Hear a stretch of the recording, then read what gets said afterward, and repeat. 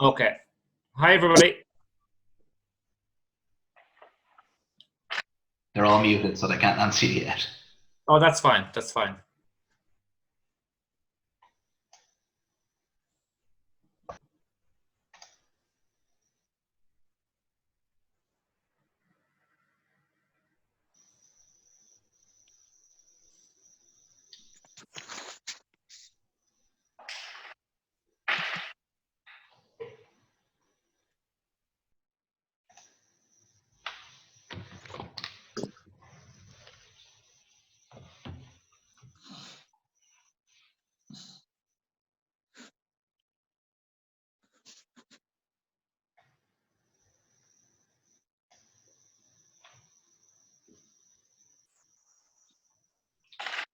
Okay, Sean, we're up northwards towards 50 now, so if you want to fire away. Okay. Hello, everybody. And I know people will be joining us as we go along. We already have 44 when there's actually 108 booked in, I think. So we've never done a group this big before. So bear with us if we run into some communication issues. But you're all very, very welcome. And this is the first of our horticultural online clinics with John Hogan. We had one last night with Robbie Byrne in terms of cereals. So it's just something we're trying to do as part of the whole COVID-19 response. So we had asked people to send in questions. So there was a series of questions which we're going to start off with. So how we get on with these, and if we don't get through tonight, or other questions taken from, what we will do is we will have, I think we'll probably end up with, if John is agreeable, we'll have probably about 4 of these. So so you will not have to register again for them. You'll just get the link each time once you're registered. So with that in mind, I'm going to pass you over to John, and Kevin is the host tonight.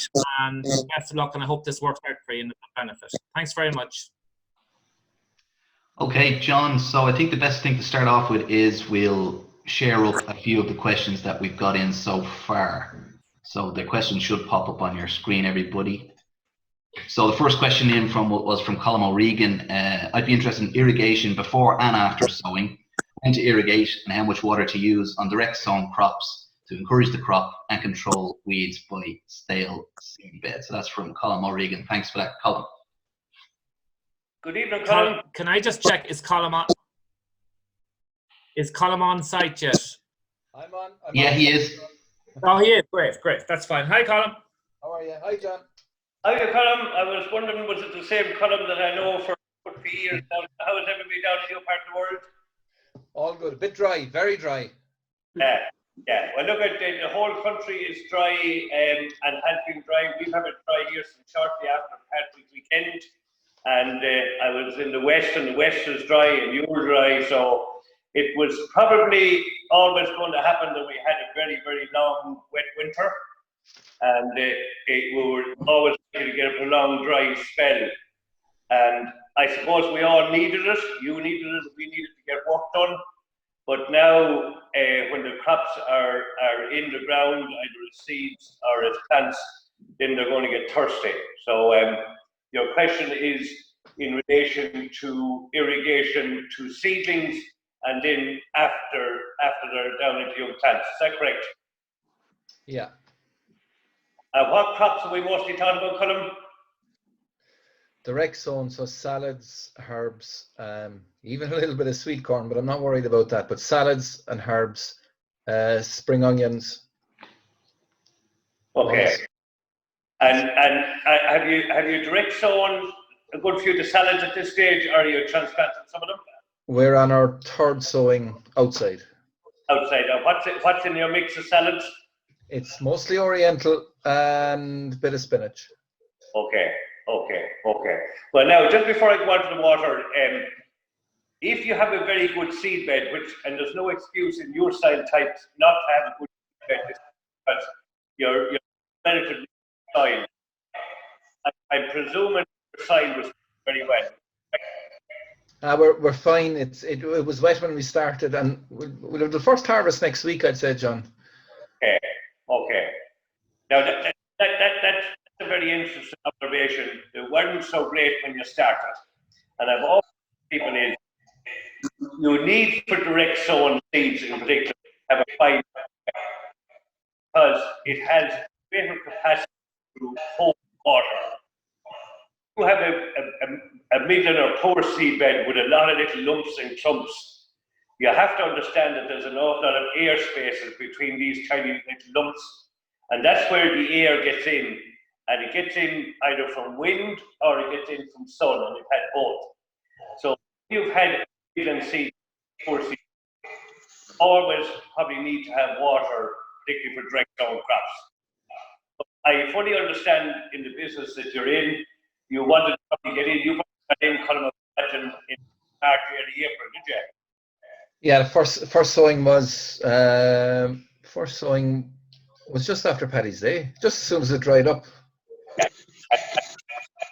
For people at time, and for those little greens, it's easy for those good strong seasons. They're germinate.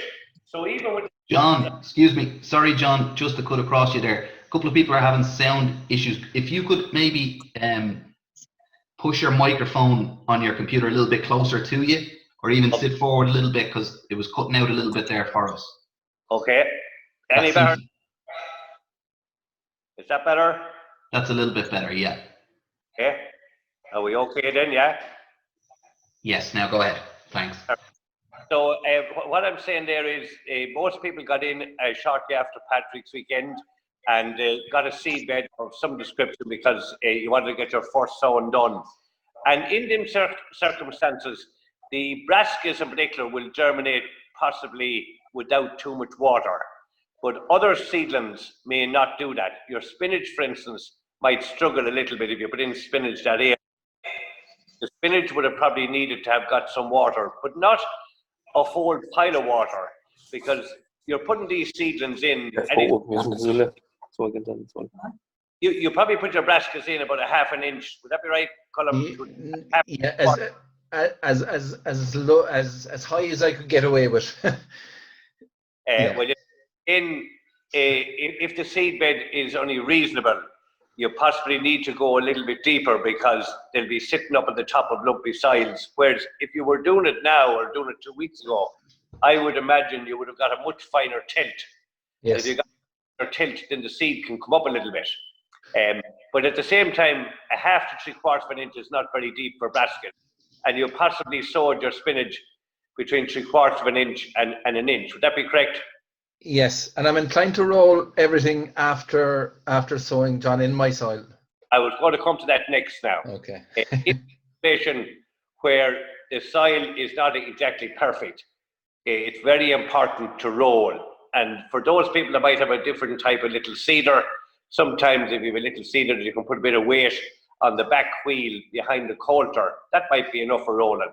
The big problem with rolling can be if you roll it too much, and then we get a lot of rain, particularly heavy rain, thundery heavy rain. It compacts that.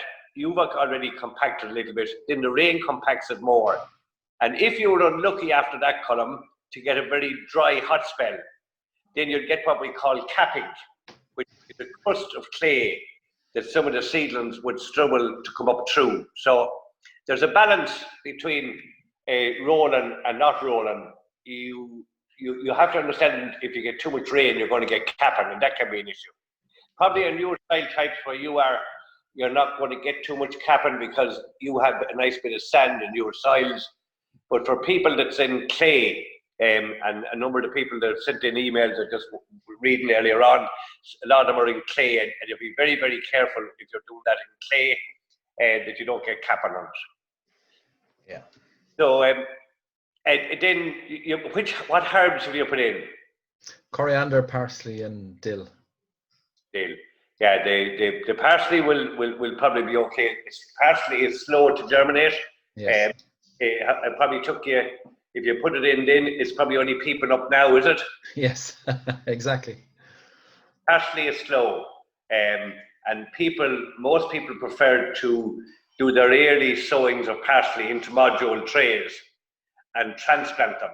So we've that one as well, yeah.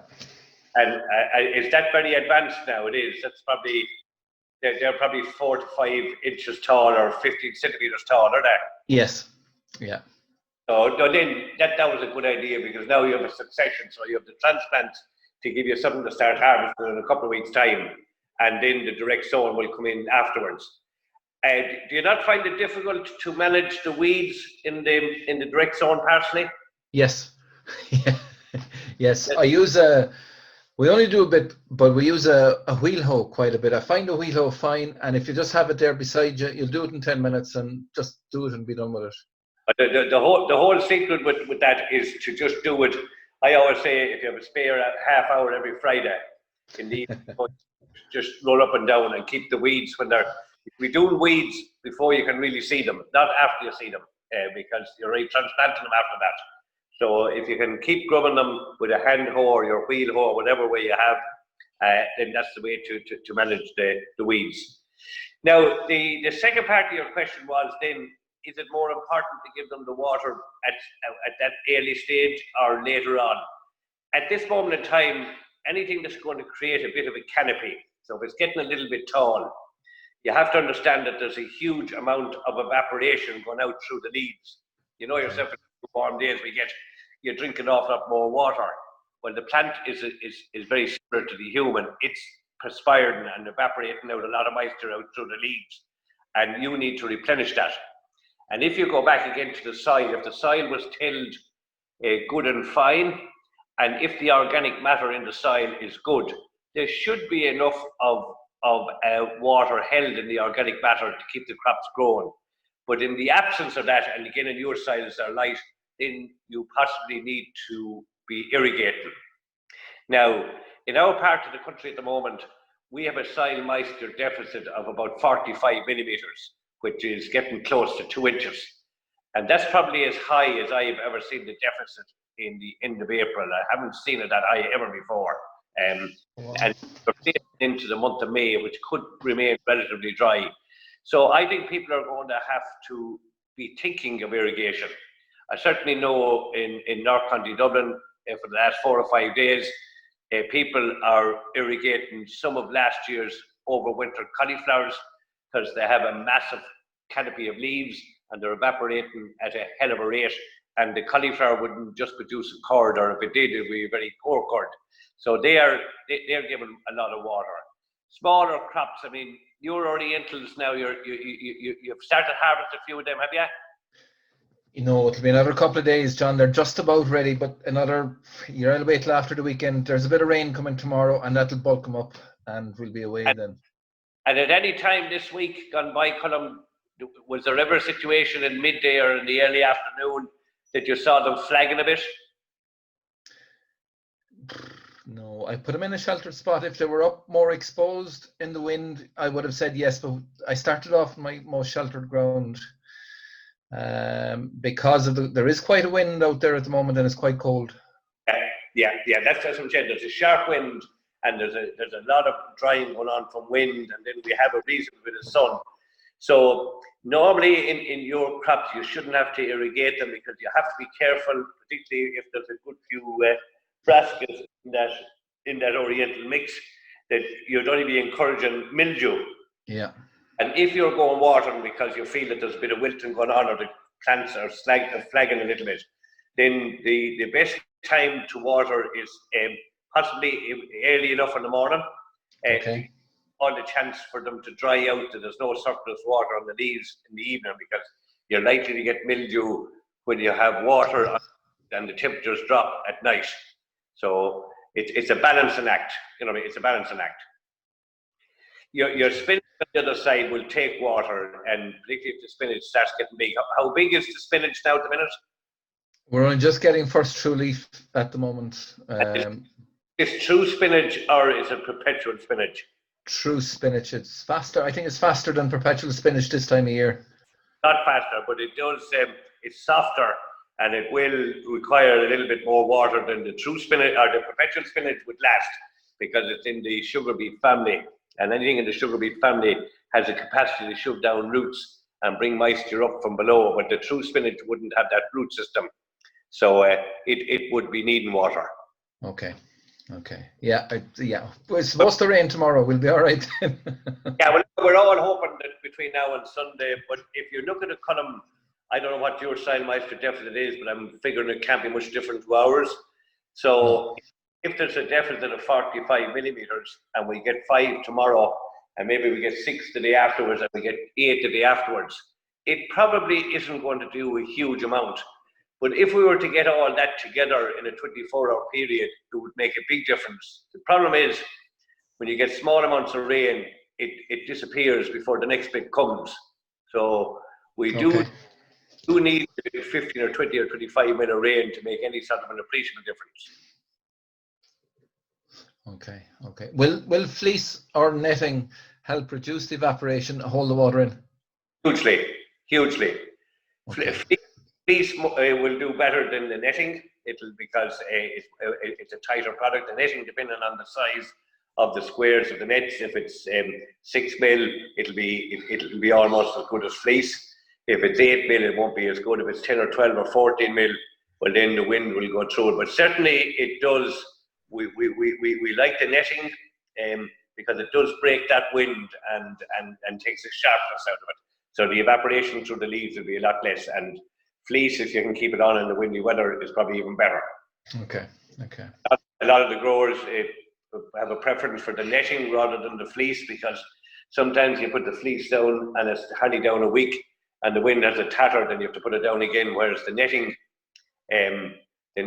will stay down, generally speaking, stay down. 1 or 2 growers have started a practice now of putting on both, whereby they put on the fleece to get the rise in temperatures early on and put the netting over it to protect it. And then when the seasons are probably 4 weeks up emerged, they'll take off the netting, just peel it over to one side and pull back the fleece, fold it up, because if it's been protected with the net, it should last you a number of years, and then pull the net back on again. And what you're doing with that is you're getting a temperate change. So it has been very nice when, say, under the fleece and the net.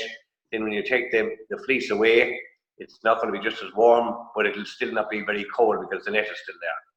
So now the crops, I noticed this year, crops under fleece and under net, there's a big difference between those and the ones that weren't covered because of the cold winds. Okay, thanks, John. Right. Colin, thanks very much. Our next question, John, comes in from Lisa Cliff. So Lisa says, I would like to transition a section of grassland for cows to an organic growing area. The land's been fertilized and has been used as grassland for many years. I'm happy to give time to this transition. Would John have any advice in relation to this? Lisa, I think you're there, are you? 1 second now. Hi, Lisa, can you hear us? You should get it. Okay, well, Lisa's there anyway, John, if you want to address that one. Just read the question. I have it on the screen. Just read it again for me. 1 second now. Yeah. I would like to transition a section of grassland for cows to an organic growing area. The land's been fertilized and been used as grassland for many years. I'm happy to give time to this transition. Would John have any advice? Right. Now, the first bit of advice, what part of the world is Lisa from? I do, yeah. You there, Lisa? Yeah.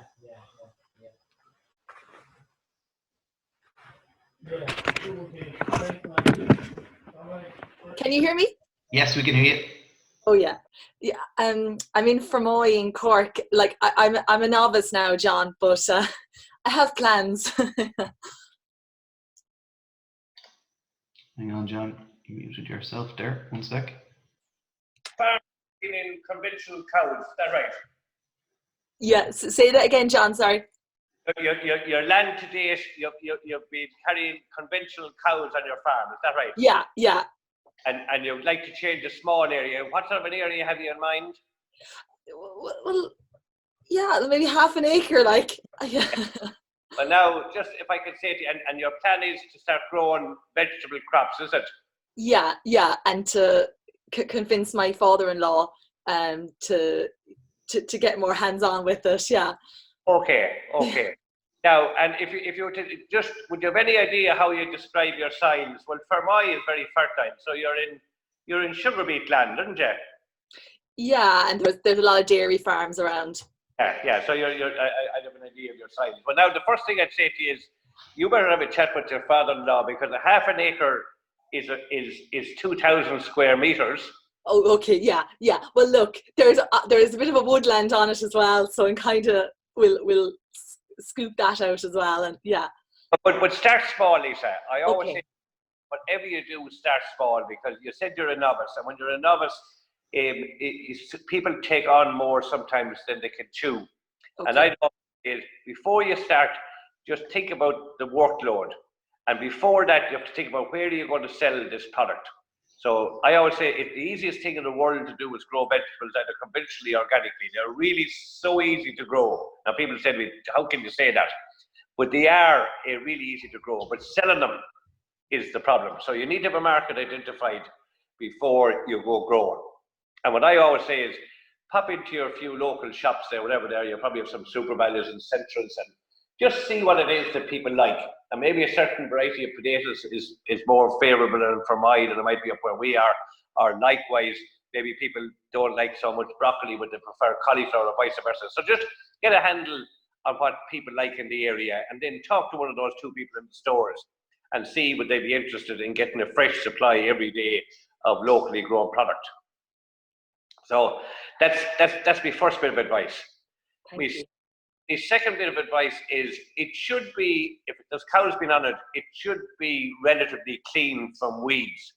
Mm-hmm. But if there's some weeds there, particularly ducks, because sometimes on dairy farms you tend to get quite a bit of ducks, and any perennial weed like a duck, a thistle, or a nettle, we need to get rid of those before we start growing vegetables. So we'll come back to that in a minute or two. The next thing I would say to you is, it's well worth investing in getting a soil test done. I'm sure they on the farm where they have the cows, periodically they probably get a soil test done, just to see where the level of nutrients is in the soil. Because again, you're in a lucky situation where you haven't gone into organics yet, you're planning it. And my advice to people that's coming from the conventional world to the organic world is, before you go growing, sort out any weed problem and get the fertility up before you go organically. Because when you go organically, you're restricted considerably about what you can and can't do. But I would imagine that land around Fermoy with cows in it, you'll probably find that this lime content, the pH, is probably pretty good. Should be up around the 6.3 to 6.6, 6.7, because pH is hugely important. Then after that, your P and K levels of nutrients, that's your phosphates and potashes. We need to have both of them up in index 3. And if they're not up in index 3, well then, if you work on your half acre, get whatever fertilizer to get them up there that you can do while it's still in conventional. So they're the two most important things, Lisa, is sort out any potential problems before you start growing organically. And they're probably the two biggest ones. That's great. You mentioned to me that you're beside a bit of woodland. Yeah.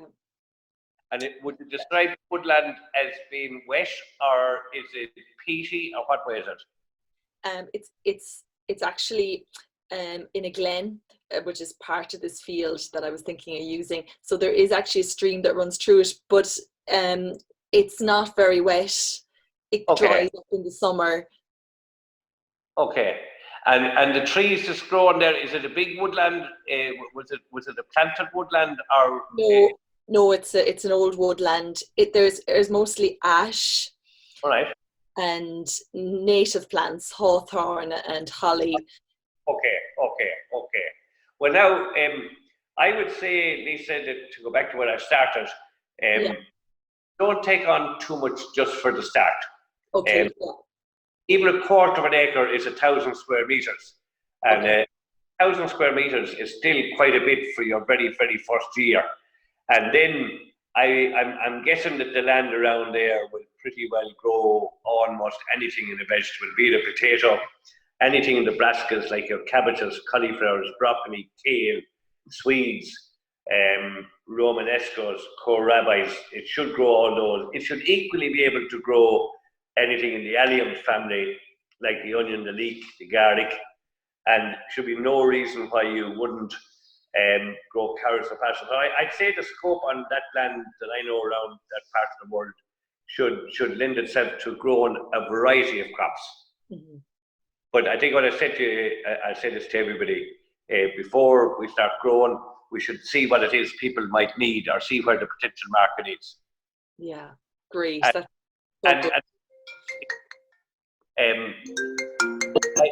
My advice to all new growers is don't look too much at the books where they tell you to put in high densities. Start off and leave a nice distance between the rows of crops that allows you in to hoe by hand, or if you have a little wheel hoe, whatever else it is.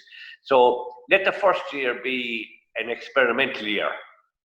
And then when you've got used to the problems and got used to the weeds, and you know how to manage them, then you can start planting a little bit closer. Brilliant. All right. That's brilliant. Thanks so much, John. Thank you. And as I said, spend 45 or 50 or 55 euros in getting a good soil test, and let the soil ask them to do the soil test for everything, for your organic matter, for your pH, your phosphate, your potash, your magnesium, boron, all the minor nutrients as well as the major nutrients. Okay. And that soil testing will do us for 3 or 4 years. Oh yeah, great. All right. Brilliant. Thank you. Thanks All right. very much, Lisa. All Okay, right. John, our next question is coming in from Niall Graham. It's about sowing.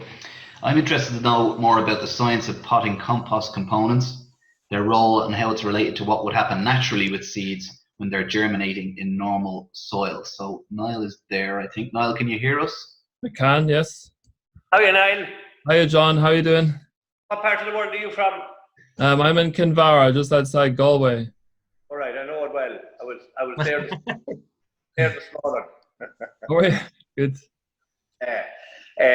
So you're definitely on stony limestone. I'm on stony limestone. I think the land that I have is quite nice, good soil. It's not so bad, but yeah, there is a lot of stone around here. And which side of Kinvara? Are you on the Gort side or are you on the Burden side? On the Burn side. Where are you from the sea? From the sea, maybe 2-3 kilometers. What's the townland? Trellick. I think I know it. Yeah, I know it. But, yeah. But you'd still get a fair bit of salt burden there, wouldn't you? Okay, I don't know, because I'm quite new to this as well, so this is why I'm asking quite a simple question, because it's my first year growing also. So at the if you were growing seedlings in a compost, is that correct? Yeah, so basically I started to grow seedlings in what I considered to be good. It was worm castings, and they didn't have the strength to them, and some of the leaves went yellow, and they didn't look healthy. And I started to look into different types of compost, and I've now sown a whole separate batch of seeds, and they're doing much, much better. But the question was around that, like, what's the difference between potting compost, worm castings, and what's kind of ideal, or how does that work? And the second part of the question is, like, how would that work in nature? So what's naturally going on that the seed needs, this environment? Yes, I understand the question now. So, and what seedlings in particular, Niall, are you growing? Are you growing a range of seedlings?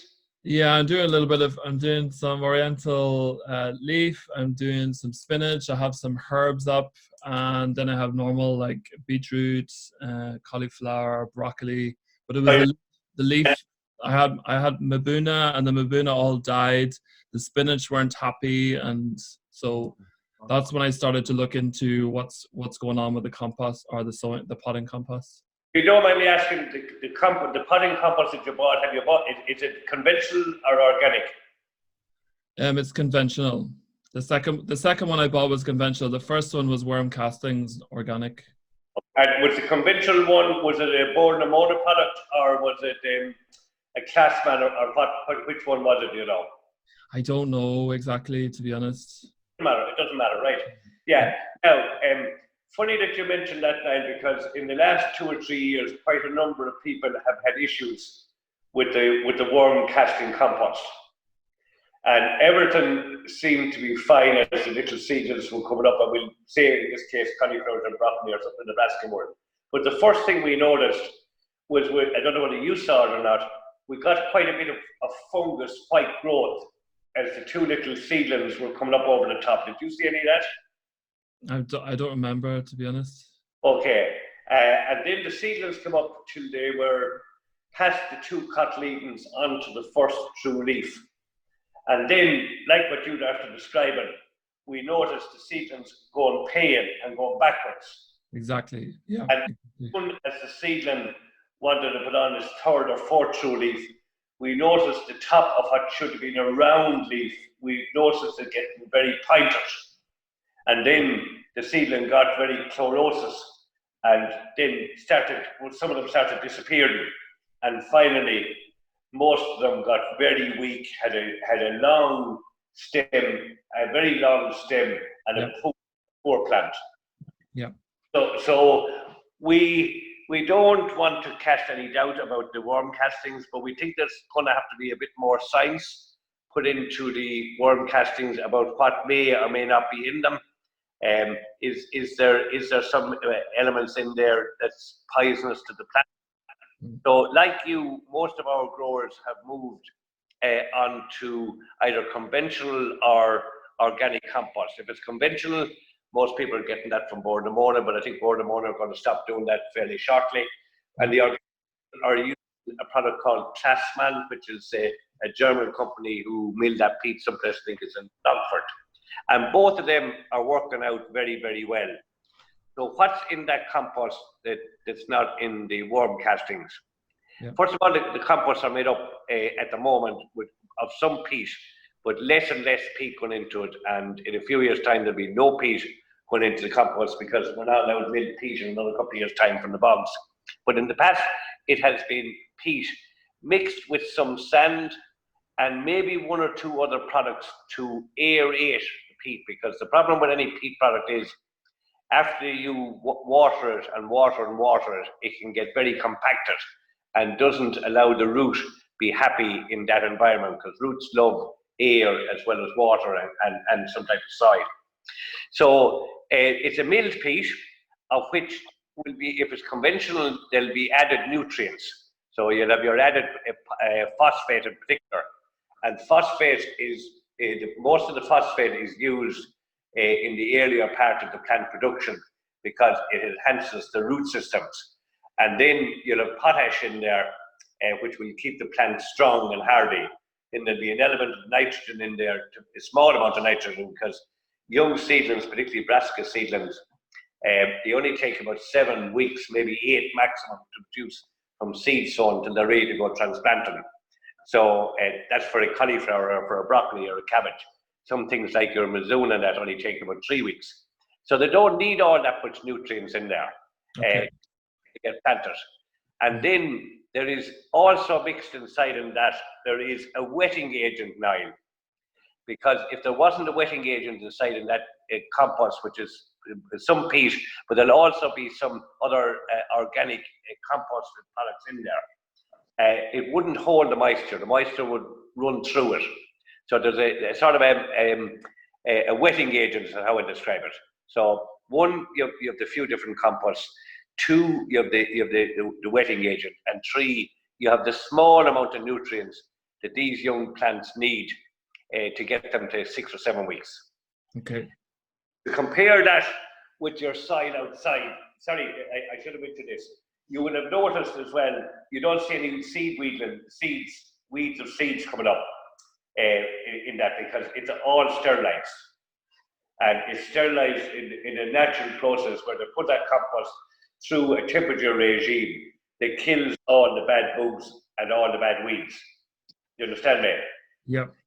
Now, if you went out into your soil in Kinvara and you went with a sieve and you sieved all the stones away or whatever, and you went with very nice soil and you put it into them trays, yes, the plants will grow, but they wouldn't grow as well as they will in that special manufactured compost because it's almost as if all the conditions in that compost are ideal for a young seedling. Whereas your side or my side and me or somebody else's side for my or wheat or whatever it is, it's going to vary and it's going to have a lot of weeds. And it possibly could also have some pests that might eat the roots. Maybe not in your case because you're only starting off, so there probably isn't much host there. But after years, you probably would start to have pests coming in, particularly things like maybe cabbage fruit fly if you were growing brassicas could come into it. So it's just that the compost is completely sterile. Okay. And you wouldn't produce such nice plants in your own soil. It wouldn't be as uniform and as even, because the soil is going to vary outside. There's going to be particles of heavier clay and particles of little stones. So it just won't be as uniform. Okay, brilliant. It's that, and then you wouldn't be able to keep it wet as easy either. You know what I mean? Yeah. Okay, wonderful. Thanks for answering the question. No problem. Thanks very much, Niall. Thank you. Our next question, John, is a three-parter, comes in from Jessica Keneally. So the first part is, what companion sowing recommendations do you have? Second part, I'm looking up to live on the coast and have brewed some seaweed tea fertilizer. Do you recommend using it on seedlings, or more so for when the plants are more advanced, or at all? And also, do you recommend nettle tea fertilizer for plants? And number three, my soil is quite clayey. Do you recommend working sand into soil when it naturally isn't sandy? So that's from Jessica. Jessica, are you there? Can you hear us? Yeah, can you hear me? Yes, we can. How are you, Jessica? Hi, how are you? You're near the sea. Where are you? North Connemara. All right. What part? Denville. Renville, yeah. All right. Beautiful part of the world. Sure is, yeah. I hope you're getting the nice sunshine that the rest of us got for the last few days. Oh, we are. It's amazing. Amazing, yeah. It makes this job that we're at much nicer when the weather's like that. Yeah, you have a lot of questions there. Yeah, sorry, I didn't realize it'd all be. No, but I'm just saying we'll go through them because they're all very relevant. At the moment, just explain to me what you're mostly growing.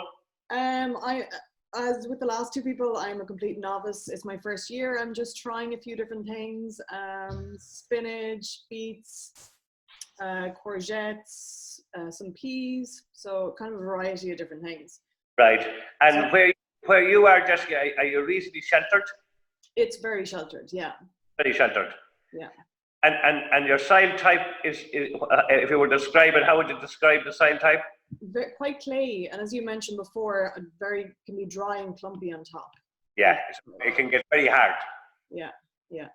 And roughly, Jessica, what depth of soil have you got? Oh God, I don't know. We just finished it today. No. If you went out with a spade, would you easily put the spade into the ground, or would you have to stand on it? No, you would easily put it in. Yeah. You could have a foot of side, 10 or 12. So you've all the side in the world to grow on the crops that you mentioned to me. Yeah. So do you grow anything in the broccoli, cauliflower, that family? Both, yeah. So I've just started seedlings in a glass house. Oh no, you have a glass house. Yeah, a very small one. Yeah. Oh, it doesn't make any difference. And you have them in module trays. Yeah. Okay. And if I was to suggest that in the family, we have the different families in vegetables, the cabbages and the cauliflowers and the broccoli and the swede and Brussels sprouts, and they're all in that brassica family. Yeah. So those ones, what's best to plant beside those when you're planting them is anything in the onion family. So if you're doing any onions, any leeks, any scallions, and particularly garlic, they're very, very good for keeping away aphids in particular.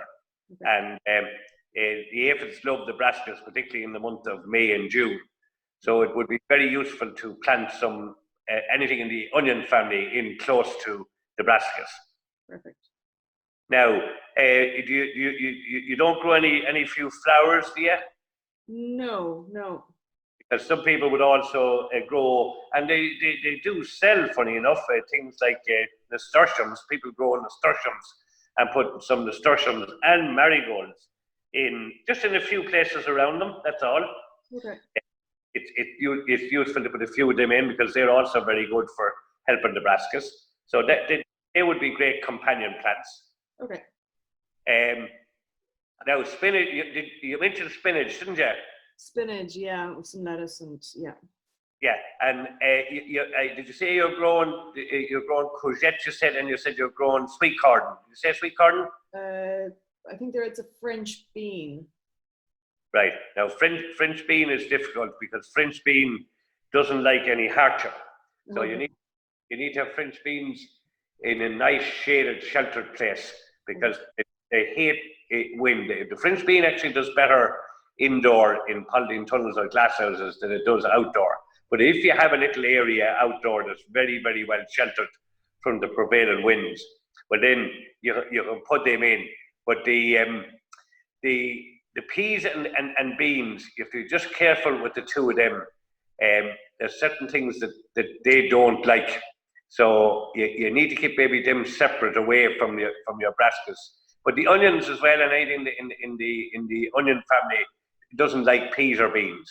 Okay. So you have to keep the brassicas to one side and put everything in the onion family over beside the brassicas. And then maybe put your spinach can go in under anything that would produce a bit of shading. Now, not the courgettes, because courgettes, as you know, take up a huge amount of space. And it's very hard to scale courgettes and go off in different directions. So the courgettes nearly need to be over and grown.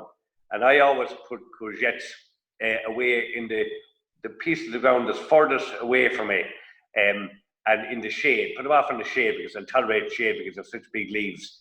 They also courgettes need to be well sheltered because when you plant them out, they hate wind as well. So get them, I'd always put them in near the ditch or in near the wall, whatever I have, and have them, that you're going to give them at least a metre. A courgette plant needs a metre all around, which is a big spacing. Okay. That was the first part of your question. Now, the second part of your question was on seaweed. Yeah, seaweed. I've put down seaweed in the ridges, but just wondering about seaweed tea. Yes. And nettle tea. Is that any use? Now, you said you're a novice. Have you grown anything in that ground last year? No, this is brand new. Brand new. And would you have any idea how fertile the soil is? No idea. I always say to everybody, the best thing you can ever do when you start off, I said to one of the previous people, is make sure you get a soil test. Okay. And you can get a soil test done with your local Chagas people there, they'll do it for you. But some of the people who supply nutrients, be they organic nutrients or conventional nutrients, they'll also do a soil test for you. And it's well worthwhile spending 45 to 55 euros and get the very good soil test done and get it done for everything. Get it done for pH, which is the live content of the soil. You should have no problem with that down in Redmond. And then your phosphate, your potash, your magnesium. Tell them that you want the soil test for all the major and minor nutrients. Okay. And your organic matter. And organic matter is hugely important because the organic matter is what keeps the soil alive.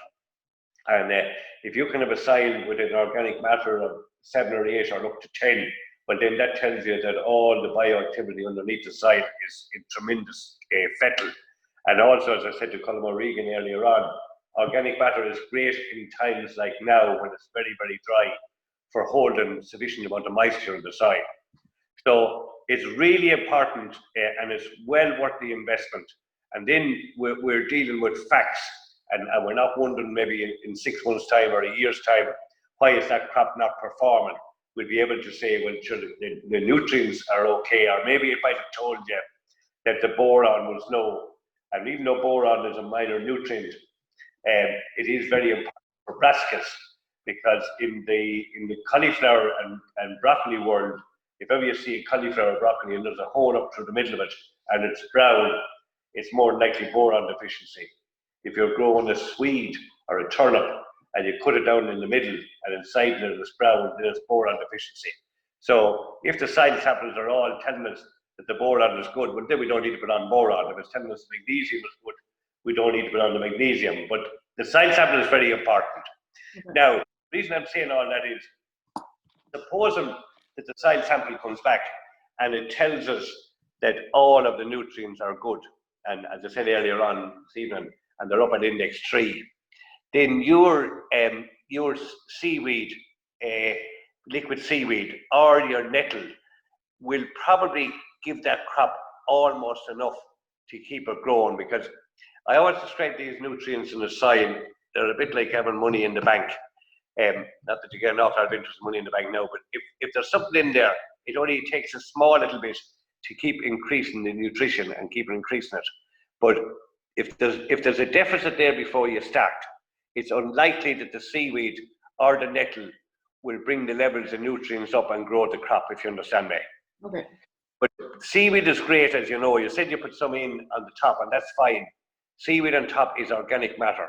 And for years and years before we had any other fertilizers, we had to depend on seaweed and a good farmyard manure, and we grew tremendous crops. So there's a good bit there, but it's how much you put on.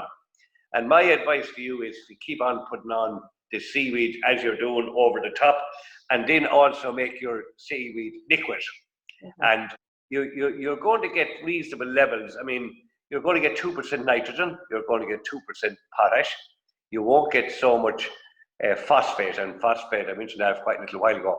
Phosphate is important for root development, but you'll get magnesium. So there's a lot of nutrients in either the seaweed you put out on top or the seaweed liquid.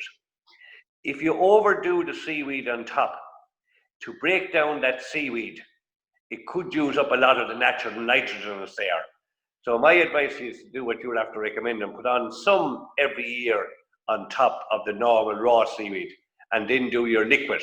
And it's not going to take any nitrogen out of the ground to break down the liquid, because it's always already in liquid form. Okay. Then the nettle will help you again on nutrients, but nettle is also good for some pests. So you're going to get a double reward for using your nettle. And I would be inclined to put that on 3 or 4 times during the growing season after the plants. Put it on as a foliar feed. After the plants are probably 2 or 3 weeks planted, you can start putting on a feed every 2 or 3 weeks. Okay. Now, what was the third part of your question?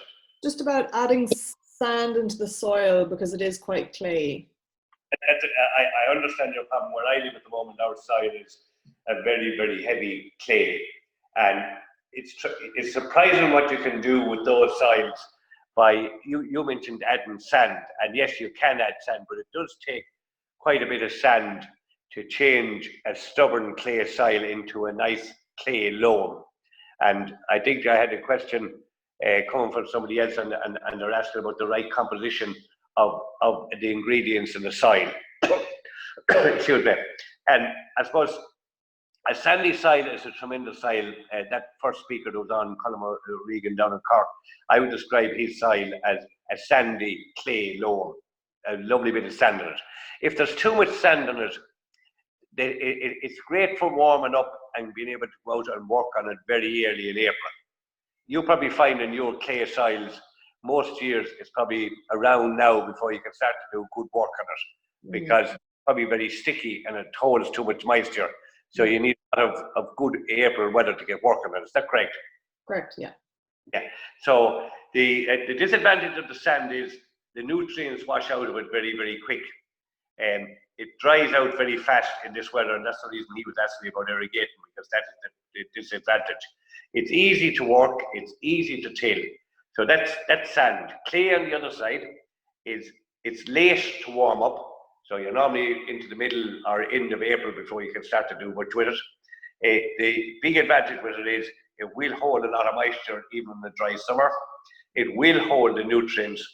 It's a brilliant soil once you get it tilled into a nice fine tilt for growing brassicas in particular. Anything in the brassica world, cabbages, cauliflower, Brussels sprouts, grows tremendous Brussels sprouts because it has the anchorage of a tall plant. If you have a plant of Brussels sprouts and it's 3/4 of a metre tall, well then you need a hell of a root system to keep that from falling. And the clay will do that, whereas the sand won't. But the ideal situation is to have probably what we call a sandy clay loam, which is you're having the best of both worlds. Some of the early warming from the sand, some of the soil moisture holding capacity of the clay. And yes, if you were to get sand from that, what type of sand would you be able to get? I was just thinking about taking some from the beach. We're beside a beach. If you can do that, and several people have done that and improved their soil tremendously. But what I would also be encouraging that you would do is, would you have access to any farmyard manure? No. Well, I suppose I could, but not at the minute. Yeah. Yeah. Well, if you could, it would be great. Keep farmyard manure on. Keep your seaweed on. Get some sand, and over a period of a number of years, you will bring that soil around. But don't try and do it all in the one go. It'll be, little enough. And what sort of an area would you be thinking about doing for the start? We just have 2 ridges set up at the minute. They're about 30 foot long, each ridge. Yes, and they're about 1 meter wide. Yeah, about Okay. that, yeah. My suggestion on that would be 32, that's 60 square meters. 60, 484, not 40, 80, 6. I'd say if you could put if you could put 6 wheelbarrowfuls of sand onto them beds each year for the next 2 or 3 years, it would lighten them considerably. And you'd stop them from capping, what I described earlier on to one of the previous people. The trouble with clay is when you get it tilled into a nice tilt, you sow your seeds, and then that part of the world that you're in, I think your rainfall down there is over 40 inches a year, so you get a lot of rain, and it will compact the top. And then if you get it dry 2 weeks afterwards, it'll dry it out like a crust in a brown bread, and the seedlings won't come up through it. You know what I mean? So, but your seaweed definitely, Jessica, should help you in the organic matter as well. Perfect. Thank you very much. All right. Thanks, Emil. Thanks very much, Jessica. Okay, Next question here, John, is from Fiona Clarty. You answered the first part. I think you were talking about soil analysis. So I run a small cut flower enterprise. My plot is quite small and worked intensively. Most beds producing at least 2 crops per year. I'd like to know, 1, where I can get my soil analysed, and 2, what's the ideal soil profile for my venture. This is my 3rd year in production. I have a persistent and worsening problem with pests, namely greenfly, both in my tunnel and outdoor beds, and my feeling is that if I get the soil right, the pest burden will lessen. Fiona, can you hear us? Yeah, can you hear me? Yes, Yeah. Okay. How are you? I'm very good. How are you? What part of the world are you from? I'm in Knocklong in County Limerick. Oh, very good. West of Ireland as well. So. Yeah. And, My soil is like pottery clay. It's tan, and I'm forcing manure into it. right. I'm having really I'm after having a crop destroyed with greenfly. I'm trying to improve the soil. I don't know. Am I? And you've had a crop. When did the crop destroyed with greenfly? Just even as we speak, I have ranunculus in. They're a really lovely flower, and they're worth a lot of money to me this time of year because people are starved of colour, and I paid a lot for them. But it's just they were going fine, savage with greenfly, and now I'm getting some class of rot and a leaf miner in as well. I presume because the crop is weakening. Now it's coming to an end anyway. No, but when I ask you, are you growing plants the whole year round? I have, yes, in the first tunnel I'd have something in there all the time, but I don't like to leave ground bare anyway, you know. No, but the reason I'm asking you that is we're only late April, and what you'll have to describe it is an infestation, and up to a couple of weeks ago the weather has been cold. And there's something hosting that plant over the winter, or that pest over the winter. So it's either some of the plants that you're growing, or it's some weed around the place. But something is hosting that. We have to break that cycle. Yeah. Because on your email you can see that this is not just now. This is a continuous problem for you. Yeah. So we have to go backwards before we can go forwards to try and say, right, where is this thing coming from? And then at the moment it's greenfly, and later on it'll be a grey aphid, will it? No, my next crops don't seem to have an issue with green fly. Even if there's green fly there, it doesn't really affect them, or they don't go to it. And I'm presuming you have a polythene house there, have you? A which? A polythene house. Yeah, I have a shanty town of polythene tunnels. Yeah. And would there be any possibility that there's any chickweed growing around the outside of them? Chickweed, no. There's a lot of sycamore, a lot of nettles. I try and keep the place really neat and clean, but there's grassland on one side, and then there's a high tree border at the back edge of it. Which is sycamore and ash. There's a bit of hawthorn around. Okay, no, that shouldn't be caused. Have you ever grown any zinnias? Yeah. And did they attract the green fly? They do. And did it work? Well, I'm trying to sell the zinnias is the thing, you see. Right. Okay. Everything I want to sell, the green fly I love as well, you see. And you growing nasturtiums? No. Right. So when you're talking about these plants like the nasturtium and the allium, you want them to attract the green fly as opposed to so they're a decoy, are they? The zinnias in particular would be very good to attract, and if I thought I could grow something that would attract the green fly and keep them off of them, I'd be prepared to discard them. And if you have some other species of plants that's very worth a lot of money to you. The zinnia are good for sales, they're an attractive plant for people, Come here, let me go back now again. Let me go back again. Are you doing all this organically? Yeah. All organically? Yeah. Have you ever heard of a product called Flipper? Flipper? No. Google it and see whether it's allowed on your range of plants, but it's a relatively new organic aphrodite. We've used it last year on a number of indoor edible crops. It has a clearance to use on edible crops, and I believe this year coming, 2020, it's going to get an extension to use it in some outdoor vegetable crops. But I wouldn't be so sure now, Fiona, on the range of crops that you're doing. But it is doing an extremely good job for us. Right. Well, I'm not certified organic. Okay. And I wouldn't go for certification as I'm not producing a consumable, if you know what I mean. But I do say with my product, I do advertise that I'm chemical free. Yeah, but look, you're still chemical free with Flipper because it's a natural product. It's derived. It's not synthetic. It's completely approved organically. Right. Yeah. Now it's relatively new. It's stocked by a company called NAD, which is National Agricultural Distributors in Dublin. And the product is made by a very famous company who deal with all organic products all over Europe, maybe all over the world, called Fargo. Right. And there's a man who comes to Ireland about once every year to talk about organic pests and diseases by the name of Neil Hillier. And if ever you see him anywhere, he's worth going to. Okay. Not just for aphids, but for everything got to do with hoppers and caterpillars and footworms and He's a very nice, easy man to listen to, but he's a pure genius when it comes to pests of all crops, particularly flowers. Yeah. I have a feeling I have something wrong. So I either have a deficit or an excess in my soil. Right.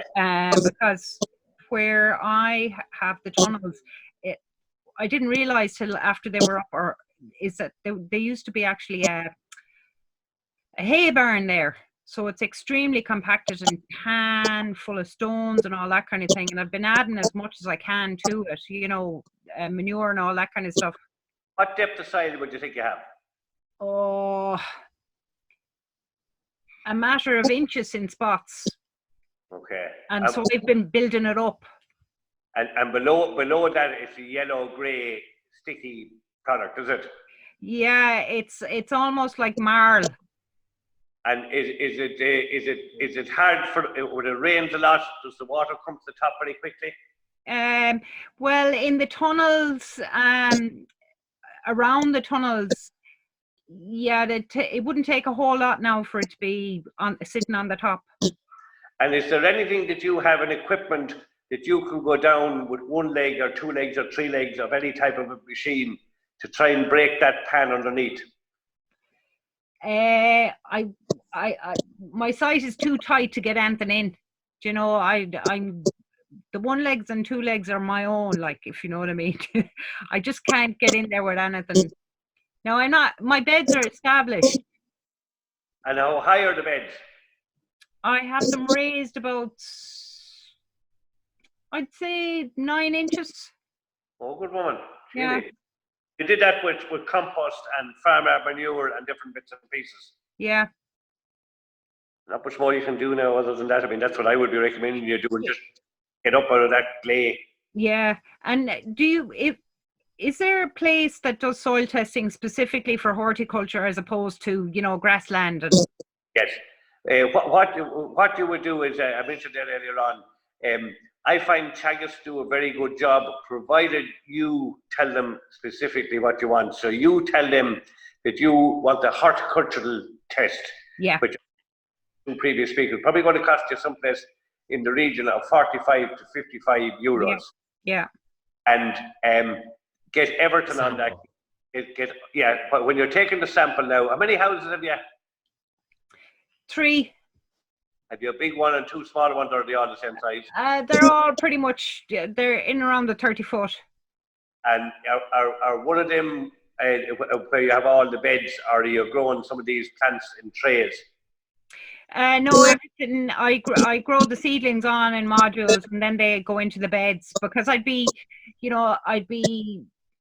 turning them over quickly enough, you know, as soon as they hit a certain spot. Well, look, what I say to you, Fiona, is the first thing you do, just the samples are dear enough. Do 1 house first and see how we get on. Yeah. But it's well worth spending that. And yeah, it's likely that if you have done the same in the other 2 houses, it's very, very likely that the same results would pertain to them 2 houses. Yeah. Just get one done first and tell them you want the whole shebang. You want the major nutrients, the minor nutrients, and you want the organic matter. Now, there's a company called Yara, Y-A-R-A, and quite a number of the organic growers get their samples done there. These are the vegetable growers, because if you want to go and spend 100 euros, you get all the nutrient advice, but you can also ask them to give you a profile of your soil type. Yeah. And it come back. Just give me a second to see have I one of them there. Maybe I have. 1 second. It would be very interesting now if we did this. Until I see them. Yeah, there they are. Just to give you an idea now of the Yara one. I've taken this. It'll give you the pH, your phosphorus, potassium, magnesium, calcium, manganese, boron, copper, molybdenum, iron, zinc, sulfur, sodium, your organic matter, and your nitrogen. And then it'll give you a physical analysis, and it will tell you what percentage of your soil is sand, silt, clay, how easy it is to drain, the available water, the cation exchange, how quick it is to warm up. I think if I were you in the difficult situation you're in, I'd spend 100 euros and get that done in 1 house. And then you're working then with facts. Yeah. And you take away all the guesswork. Yeah. And then it would be very easy to give you a recommendation. But if that was a big house and there was no restrictions in it, I would love to see you going in there with some sort of a little, even a pedestrian machine that would pull one little leg about 8 inches deep and try and see could we break the pan. There's obviously a pan down on that side. Yeah. If you said if it's a pottery clay, then there's a pan. And if you can get air into that and get the organic matter going down through it, you would improve it. Yeah, yeah. You've cut it, because what you have done is you brought good soil in and put it on top. You know what I mean? But if there was some way of getting to mix some of that with the lower side, you would bring the lower side up and bring it into a decent side. Yeah, yeah. Yeah, I'll keep going on it anyway. It's just I have a feeling if I've a feeling I could nail the problem, but I just need a pointer. I've been doing it very intuitively up to now, and I might have been causing problems. Well, look at you're working it very intensively because you've told me that you're turning it over 2 or 3 times a year. Now, Yeah. that is very intensive. Mm. And you know, sometimes with all our science, no matter how good the science are, like what I described earlier on, if I put 100 euros into the bank and if I keep on taking 10 euros out, well, after 10 times, there's nothing left. Yeah. Yeah. Yeah. Sometimes you have to leave it sit there for a little while for it to get better or gain interest. And likewise with the soils, if you're constantly taking it out, you will bring down the structure and you will bring down the fertility. So I would love to see you get that test done for it to tell you, you know what, if you're going to be careful here, your structure and your texture of your soil is under a bit of pressure. And maybe you're going to have to give it a bit of a rest from the intensive 2 or 3 turns over the year. But I can understand if it's polythene houses, it's a limited space and you want to get the maximum from it. But you are doing a hell of a job if you put in 8 or 9 inches on them beds of organic matter. You've done a very good job. Yeah. No, I'm like, just every once in a while I get savaged, and it's just when I need the crop to come through for me, you know. Like coming up into the summer, I rely on my outdoor beds. Yes. But for the spring, it's a good market for me, and I just get nailed, you know. Fair now, there's an interesting one. So in the summertime, you're doing reasonably well outside, but it has to be the same clay. It's not actually, because I'm using what used to be an old haggart around the back of the house, as opposed to where there used to be an old hay barn where the tunnels are. When you say the haggard, then there was obviously animals around the haggard. I think it used to be an old veg garden donkeys years ago. It's still quite clayey, but Right. I managed to get crops out of it. It's just harder to work, but I don't get the same pest burden as I do in the tunnels. Yeah, I think I think it's an internal tunnel problem. Yeah. So intensive, and you're there's something hosting that all the way around. That's coming to you very early, that green fly. Yeah. Well, it's a lovely succulent crop for them, you know. And what would be in them tunnels in January and early February? well, there would be, I do my tulips indoors. I do ranunculus, anemones. I'd have Sweet Williams on. And do you find green fly and Sweet Williams? No. Lily of the Valley. There's something, Fiona, there's something hosting that pest. Now, only in small numbers, but once there's small numbers there and the weather comes right in late March and April, they'll multiply at a phenomenal rate. Yeah. Is there such a thing as, I'd nearly try and kind of clean it out and fumigate it? Well, you see, back to the organic thing now, just saying to you, is I think myself, there was another product, but it's been withdrawn called pyrethrum. Pyrethrum is also very good on aphids. But I think myself that you need to get yourself some of that flipper product. Right. And I would be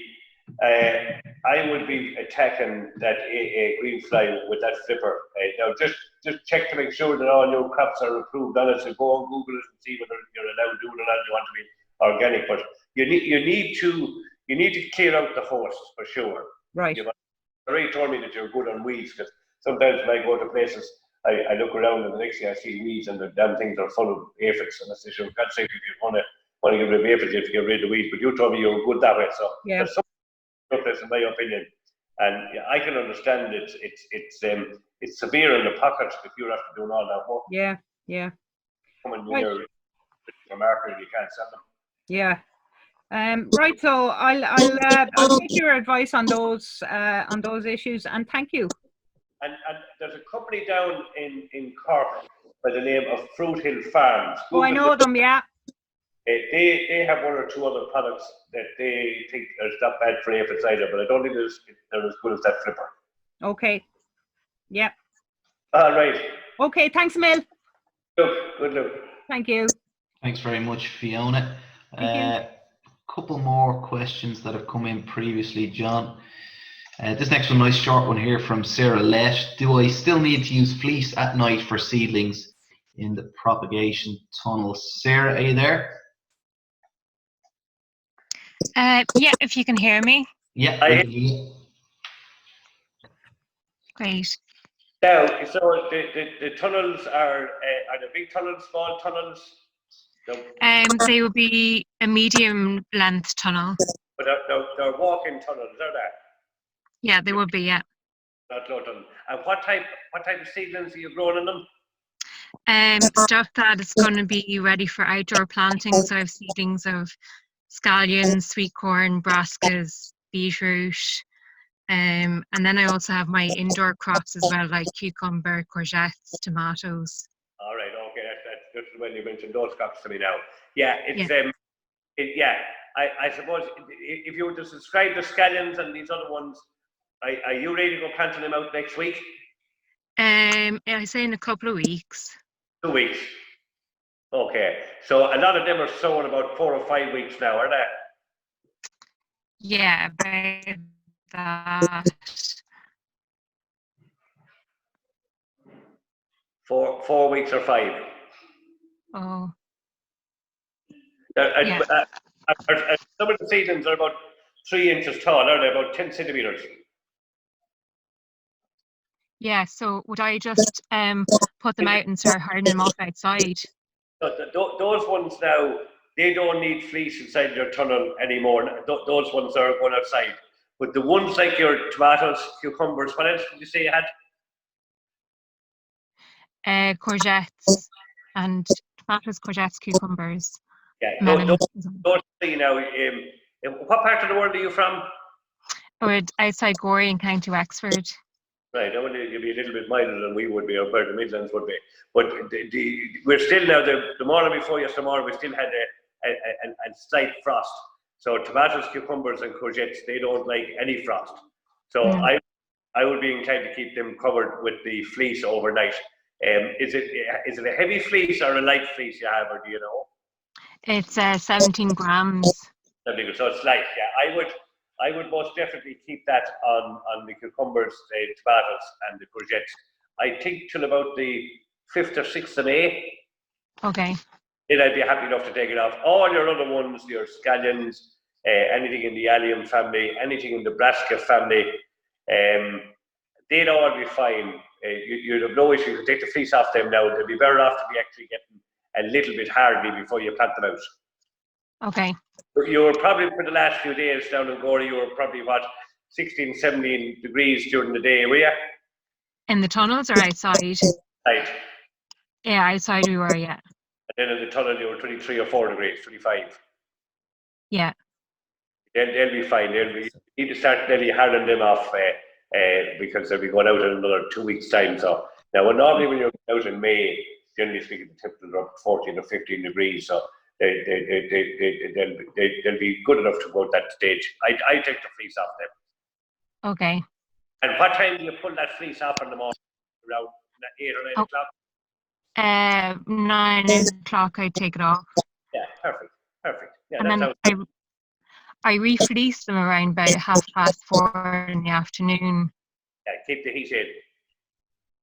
I would keep doing that. I pip it off everything, bar what I would call the sensitive plants like the tomatoes, the cucumbers, the courgettes.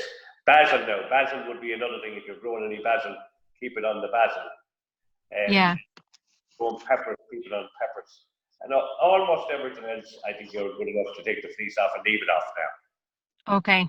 The other thing that's very important is, particularly when you're expecting any little frost, and you wouldn't know we can still get frost up to the middle of May, but there's unusual few down there to get them to that. But I would have mentioned this earlier on to a previous speaker in a different context. Make sure the plants, when you're covering them, are dry with the fleece. Don't leave them wet. Because when you get the cold or frost, It's not the plant that freezes, the water that freezes. So if they're nice and dry, the frost will have little effect on them. But if they're anyways damp, the frost will affect them a lot more. Yeah, that sounds good. And when do you intend, you're going to plant obviously the tomatoes and the cucumbers, you're going to plant them in the tunnel, aren't you? Yeah. And you're planning on doing that about the 12th of May or so, are you? About that, yeah, I've potatoes to harvest, so it could be about maybe heading into the 3rd week of May. Perfect. That's a lot of people go too early, and then they get a couple of nights frost, and the plants get sick, and then they're never the same after that. You're far better off to mind them and keep them under the fleece and plant them around the 15th or 20th of May. And generally speaking, they take off and they're a lot easier to manage, and they produce a much better crop than planting earlier than that. And will you plant some of the courgettes outside? No, I don't really have a sheltered space for them. Right. Because sometimes I like to see people putting some indoor, and one's indoor. Is it the green or the yellow courgettes, or do you do both? Oh, I do both of them. Right. See, indoor, if you grow a courgette plant inside and you give the meter square, you can get up to 35 or even up to 40 courgettes from either the green or the yellow indoor. You're probably likely to only get maybe 24 or 26 outdoor, but the outdoor ones will probably stay a bit longer growing than the indoor ones. So for succession of sales, I like to do a few outdoor ones. If, as you said there, you have a shelter spot. If you haven't got a shelter spot, you're not wasting your time. Yeah, that's fair enough. And then what about stuff that I've just sown for outdoor crops? Do I do fleece them at the moment? You needn't be fleecing them at all now. They're fine. The only reason to fleece them is if you want them to come on a little bit quicker. The temperature underneath the fleece will be a little bit warmer to get them germinated. But you see, you're almost in May, and they'll be fine on their own. If it's brassicas, if you sow in the last few days of April, you'll have a plant in the middle of June for planting. 6 weeks, 6.5 weeks. If it's an allium, like an onion or a leek, it'll probably take you 9.5 or 10 weeks. But they shouldn't need any fleece. Okay. Okay, thanks very much for that, Sarah. John, our next one is from Chris King, and it's a bit of a long one here, so I'll go through it with you. Chris wants to sow 2 hectares, 5 acres of good fertile land. Thanks very much, Sarah. Question. No problem. Thanks, Sarah. So Chris King, 5 acres good fertile land for a heavy crop of mixed greens, circa end of May, preferably minimum till. The field will be very tightly grazed by sheep prior to sowing, but I would plough if necessary. For 100 ewes to strip graze from the end of December until mid-March. I'm an organic farmer and can get a seed irrigation if necessary. Now the second part of this, what seed mix would you suggest? You'll expected, cannot use artificial fertilizers. Is it possible to undersow grass to flow on from crop in spring? I could then do 5 acres of land in subsequent years in a different location. Would adding clover to the mix help the first crop? Would I need to supplement diet with minerals and perhaps some hay or straw in ring feeders? And second, similarly, 0.2 of a hectare, 0.5 an acre of winter feed for chickens, big layers. Would it be necessary to protect feed with netting from birds? And how would I protect from vermin? So, Chris, are you there? Can you hear us? 1 second, I'm just going to unmute you. Yeah, I'm just unmuting myself as well. Okay, there you are. Great stuff, Chris. Good evening, John, anyway. Very interesting talk so far. Thank you very much. Thank you. It's varied. But anyway. Well, I've been to the horticulture as well with tunnels and everything, and I have an allotment, so it's all very interesting. Oh, very good. So you're more than just sheep. I thought you were just mostly agriculture, because I'm not as knowledgeable in the agricultural world as I might be just in the horticultural world. So at least you have a mix, which is great. Yeah. The first question I have is, you have a number of questions there. Your type is possibly a heavy enough clay too, is it? I have 3 soil types, but it's on the heavier drumlin soil that I'd be growing this crop. Yes. be on a hill, you know, and it grows great grass. It's good drumlin clay, and it's in a limestone area. In a limestone and relatively free draining. Yeah, it drains very quickly. You know, after a wet winter, 2 or 3 days, and the land will be great. Oh, Dries up very quick. Okay. And at the moment, are you very dry, or have you reasonably good grass? Well, the trouble with my farm is it's always very tightly grazed, so I don't start off with a great grass cover, you know. But the whole thing's very healthy looking, and it is dry. This spring's a very dry spring. I'm not far from you. I'm Carrickmacross. All right. And I was interested in you prefer to do this mint hill. Yes, if possible, yeah. And have you any experience of mint hill of anything on your farm to date? Not really. Many years ago, I did do Maris Kestrel minimum till. That was for cattle. I grew that, and it grew a great crop. But it was just one item. I think I'd be better with a mix of seeds, if you know what I mean. And what have you in your mind? It's mostly for sheep you want to graze. Yeah, it is. Yeah, sheep. I want to graze on it. So what have you in your mind? You have something like stubble turnips or kale, or is that what you have in your mind? It is, but I'd like a mix of seeds. You know, not just sow one, but mix the seed, and so you know, several things that grow at once.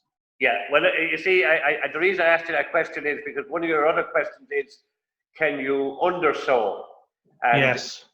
The undersowing, if you need to undersow, then you have to be very, very careful of what your major sowing is going to be, because you normally undersow cereals with grass, and grass does very well because the cereal is on a straw, and enough of the light goes down.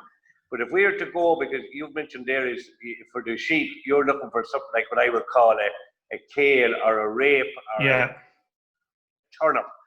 And they're going to have a huge canopy of green leaves, and they're going to let very, very little light down to an undersown crop. So don't think that's going to work. No, that's why I've asked. So that won't work, right? So that wouldn't be something like chance now, because I think the chances of it working would be very, very poor.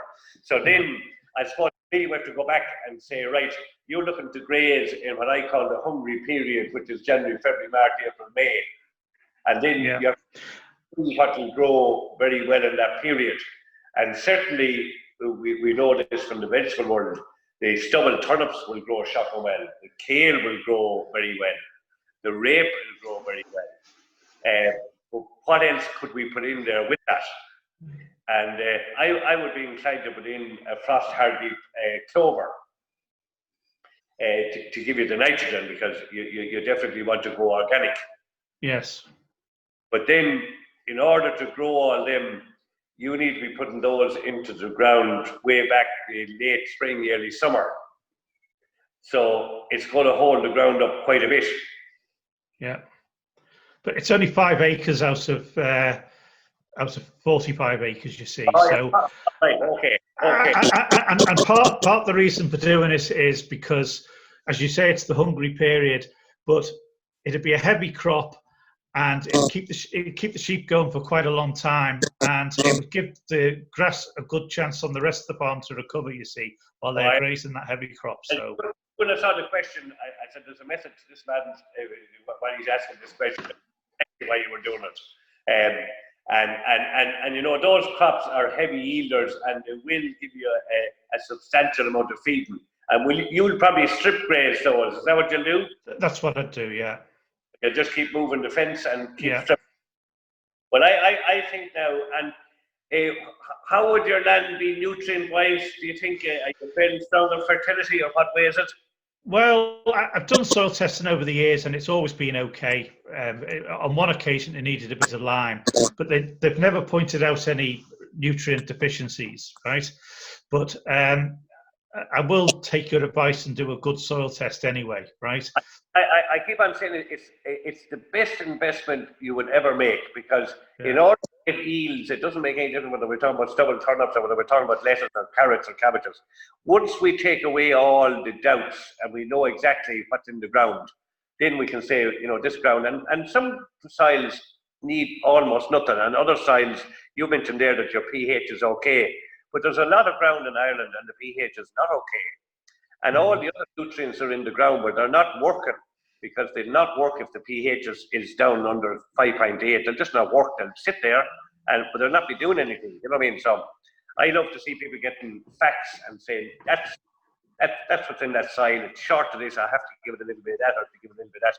And once you get all the nutrition up, you'll grow good crops. Yeah. Well, I have found from the horticulture that all the different things grow grand, whether it's cauliflowers, brassicas, Swedes, peas, strawberries, the whole lot grows good. So it shows like there's a reasonable balance of stuff in the ground, like.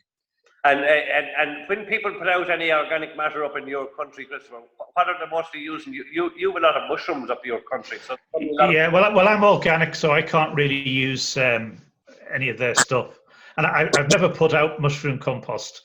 It's a bit of a shame now that I'd use it on my horticulture area and I'd get it, but I can't really use it. But I have plenty of manure, so I can kind of keep that for a year or two, and that gives me a lot for me horticulture, you know.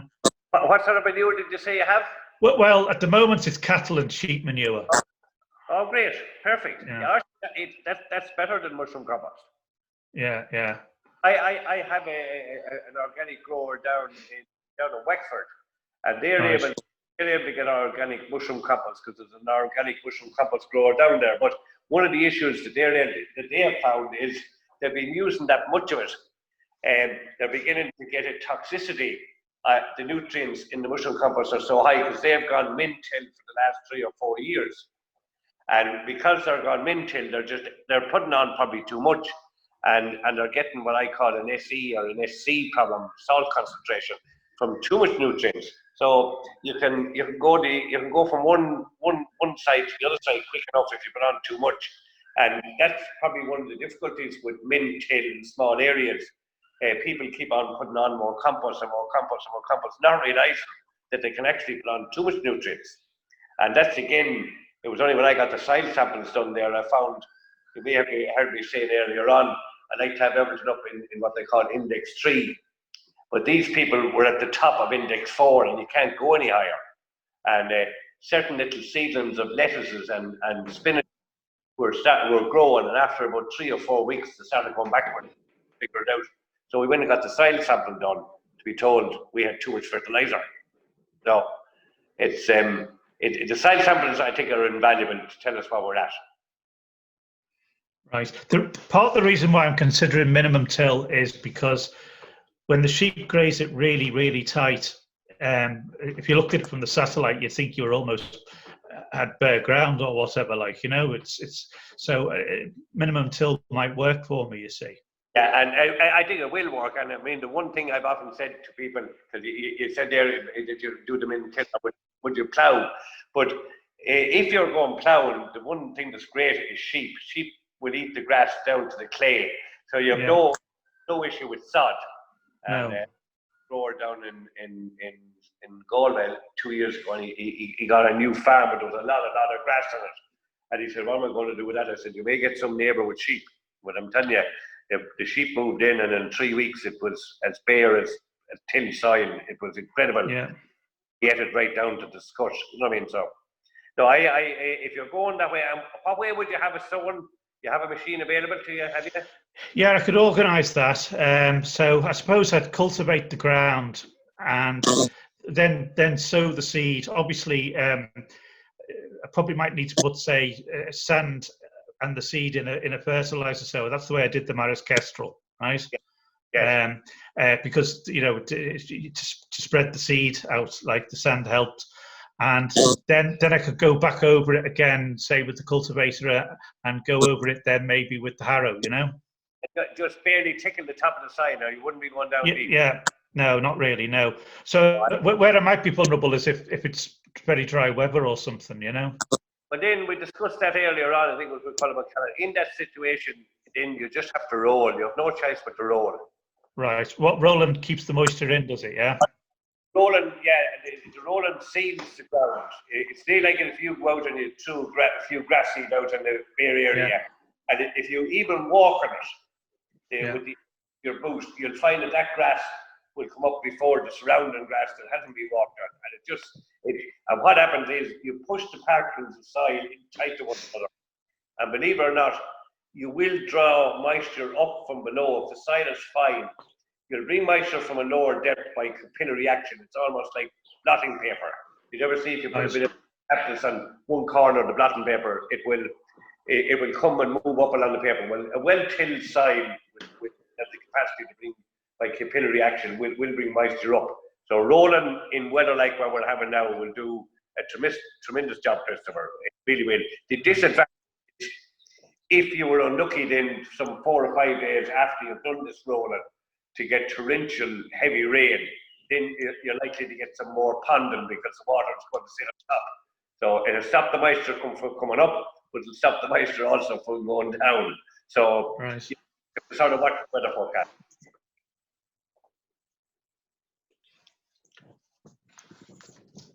All right. That's grand. Thank you very much for all your help. It's very informative. I'm going to listen back to it on YouTube later, you know. That's all right. Yeah, but we're all learning from one another. I get bits from you, get bits from me. That's the way this job is. Yeah. Thank you very much anyway. Thanks very much, Chris. Okay, everybody, that's the end of the pre-submitted questions. So if anyone has any questions or any follow-ups on anything that John has said, either you can unmute yourself and start just fire away, or if you want to type something into the chat, I can put it to John. I had one quick query if I'm still on. Yeah, fire away there, Chris, go ahead. Yeah, it was sweet corn actually. When's the earliest time you can start sweet corn? I know we're past the earliest time now, it's for future years. The earliest time you can start it, say, under fleece, what's the earliest time you can start it? And are you talking about direct sowing seed or transplanting, Christopher? Be direct sowing. Direct sowing. Yeah, well, look at there's quite a number of growers now will start to put in sweet corn in another week or 10 days' time. And generally, do is they'll do 3 to 4 sows for the season. The most of the sweet corn, as you can understand, even the very, very earliest varieties, things like your variety like early bird, it won't be ready until August. So you know, a lot of people put them in under plastic, and it's a biodegradable plastic. Several of the growers there have a product to bring in from Holland. It's totally organic. It's made from starch, and generally speaking, they start sowing out almost immediately. Right, that's what I wanted to know. Right, I have a variety in mind, but it's not a normal sweet corn.